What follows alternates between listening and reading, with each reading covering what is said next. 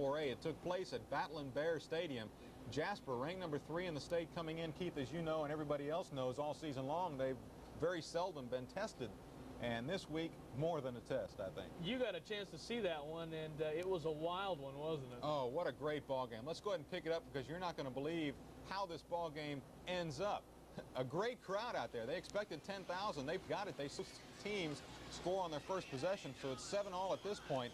The Bulldogs take the lead in their next series. Number 22, Ricky Limbrick, gets 25 yards on 3 carries. That set up Alan Hafford's 1-yard plunge. It was 13-7 after 1 quarter. Teams had opportunities to score in the second quarter. The biggest threat by LCM, Pinnell to Homer Rhodes. A great catch there, 12 yards to the 28. But on 4th and 3 from the 21, the play of David Gibbs gets Scott Pinnell, and he's down. That's just about all she wrote. It was 13-7 at the half. Fourth quarter now, same score. Jasper on the LCM 10. Limbrick takes the handoff and goes 5 yards, but the big thing on this play takes place upfield. You'll see the players pointing that way. Both benches clear as Owen Johnson, number 99, the nose guard, gets into it with the entire offensive line for Jasper. You don't see this very often in high school football.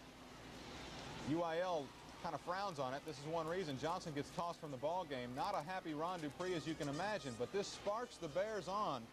First and goal at the 3, and look what happens. 3 straight times they get shut out of this one, so they have to try the field goal. And it comes up no good from just about 20 shots, and it was still 13. The Bears take that opportunity and jump on it. You see why right here. We mentioned the name Homer Rhodes all week long, and this is why. Look what the guy can do with it once he gets the football. He cuts back upfield, and nobody's going to touch him. 74 yards for the touchdown. The extra point was good, and LCM had their first lead of the ball game. It looked like the upset would happen. 14-3. There was 4:45 remaining. Edsel Ford, though, answers, and it looked like the Bulldogs were going to jump right back in this one. A 35-yarder right here on their very next possession, right up the middle, and the LCM crowd all of a sudden had a hush.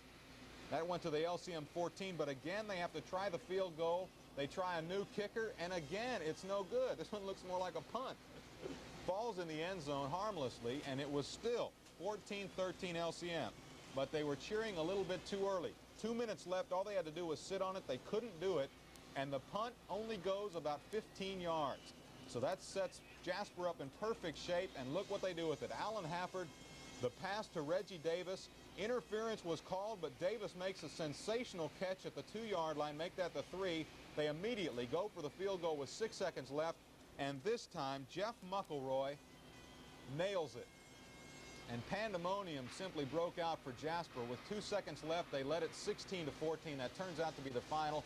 And who would have believed it? LCM had the perfect opportunity to upset Jasper tonight.